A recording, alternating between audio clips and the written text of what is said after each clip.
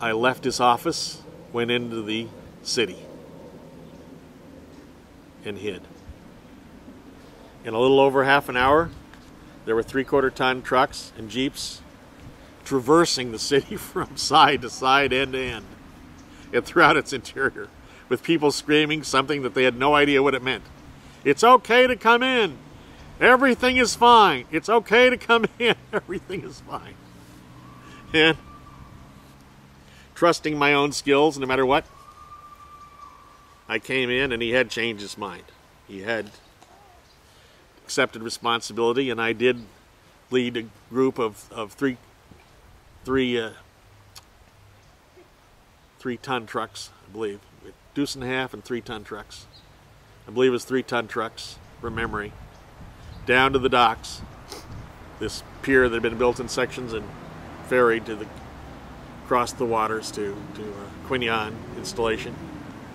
I got the refrigeration equipment for the Air Force, and we got our men back that same day. One of them is a man who I interviewed when he came back. My first meeting with him, but because he was a totally stand-up man, while under arrest, imprisoned for most of a day at the airbase at Phuket, I took him on as my personal bodyguard. His name was Arthur Belmont Osborne III. And my instincts were incredibly correct. He was my bodyguard. I would suspect for over a year and a half in Vietnam, but I'm not sure anymore because of my August 12th, 1996 stroke. But he was incredibly brave. He was an incredible soldier. And I would also mention my driver, Arthur Trangmar, is an incredibly brave soldier. I could tell him to drive into the middle of an ambush, and he would instantly execute that order. He was incredibly brave. And I rewarded him by giving him first choice of the hundreds and hundreds of boxes of care packages I got from the United States, because I was a brazen son of a bitch.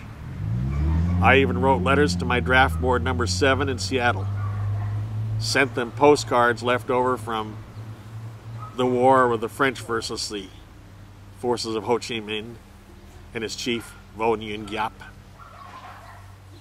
I sent them postcards from that era of the area where we were stationed and told them, you know, it's wonderful here on the beaches. Wish you were here. And started a correspondence with them. They sent me communications, every kind of box of supplies for soldiers, every kind of food and so forth. I did the same with people at the head of National Security Agency and bases of all kinds in the United States. They got regular care packages for Company B, 41st Signal Battalion, and gave the stuff to all the soldiers in the company on a regular basis. And first, though, to Trangmar. He loved opening boxes of goodies from the United States. He never faltered in the face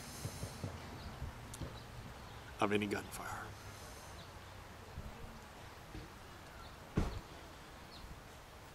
I could tell him to drive in the middle of an ambush, and he did it instantly.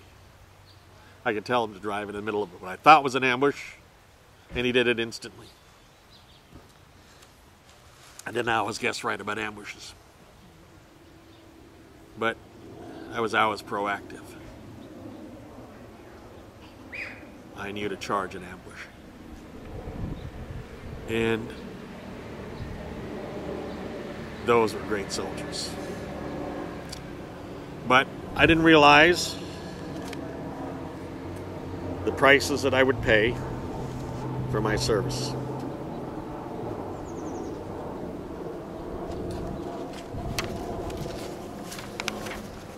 I didn't even know those prices until after my 4th stroke, August 12, 1996. Then I knew why I was so compulsively an unbelievably hard worker in developer of my skills so that I could make big bucks as an expert witness in construction litigation, which I've done for over 40 years, and for my running of construction companies, which I did until I took over simply as an expert witness a number of years ago. It was to make up for my role in war. And I had suffered from post-traumatic stress disorder and never knew it until the 4th stroke. About 6 hours later, I realized that I had turned from a great athlete into a man who carried the approximately 150 pounds of weight of the sewn together packs of gear and equipment that both Osborne and I carried. And I carried that as fat. I had totally neglected my health. I had a tremendous increase in blood pressure. I just bought bigger shoes. I didn't seek medical care, although I spent more than $1 million in medical care for addicts, alcoholics, and other people with medical problems. But I just wouldn't spend money for me. Period. But the 4th stroke that I suffered has changed it enough that for the first time I went to the VA and got medical treatment and medical services from the Veterans Administration. And I do a little bit to this day. Although I have reached a point where Social Security gives me a hell of a lot better medical care at Cedars-Sinai Hospital here in Los Angeles. But I'm still grateful to the VA. They kept me alive long enough to be able to get to the point where I had VA and Social Security. And I have the services of a world-class hospital, world-class doctors, world-class staff. And I have managed to a great degree, to a surprising degree, been able to recover faculties to a tremendous degree so that I sound almost sentient at least. One night in Quin Yon, I was awakened by my bodyguard and told I had to get to the communications center instantly. I was in my bunker, leaped out of bed, had all my clothes on, except my shoes. I grabbed the 155 pounds or so of gear that I had sewn together, all of my weapons, ammunition, and other gear such as my M79 grenade launcher and 2 bandoliers of grenades. I gathered all that up, ran to the communications center. As I entered the communications center in the middle of the night, Mr. Antuna said, with a great deal of jocularity, "Well, Dave, now you're going to find out how I lived through 3 wars. We have a suicide mission. And you know which one of us is going, don't you? Ah, ah, ah.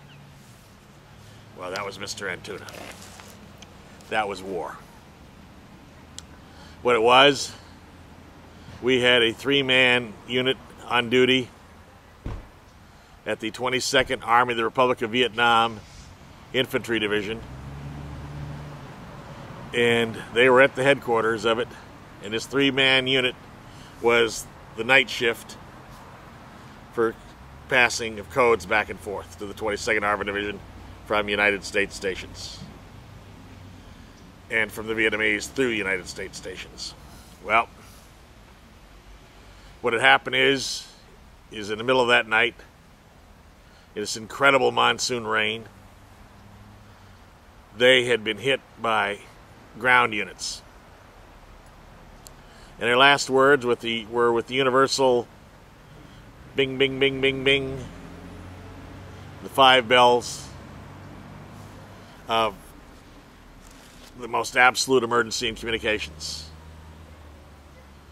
And then repeated twice these words: ground attack going down. Ground attack going down. That's never a good sign when a communications center sends out that signal. The next thing they're supposed to do is pull the fuse igniters and set off the explosives on their way out the door, which were both incendiary and high explosives. I had thermite bombs in all of the communication centers. In a three-man unit, they had 3 cryptographic devices, so each of them was packed with both high explosives and incendiary explosives. Pull one fuse igniter and everything into place would go. I had installed it, I knew. And then they were going to get into what I called spider holes that I'd had dug when I first put in the station there. That is, places that in such an event, however unlikely, they could get individually, the 3 men could get out of the communication center, go to nearby spider holes that we had dug and camouflaged, get inside them, and each had a radio, and they were to report back the status of the communications equipment, the codes, and themselves. And they were to do it by what we call breaking squelch, a code signal of if everything was okay for them, and if the codes and equipment had been destroyed. We heard nothing. So in this incredible monsoon rain, it was my job to gather up people, and I gathered up Osborne, my bodyguard, and 6 others who volunteered from my quick reaction force. I ran a part-time quick reaction force. And what quick reaction forces do is rush into places smarter American soldiers or sailors or Marines or Air Force people have run the hell out of for some specific mission. In our case, we didn't have confirmation from the spider holes that all the communications equipment and all the codes and cryptographic everything had been destroyed. So we had to go. Well, that's a problem in a monsoon rain in the middle of the night.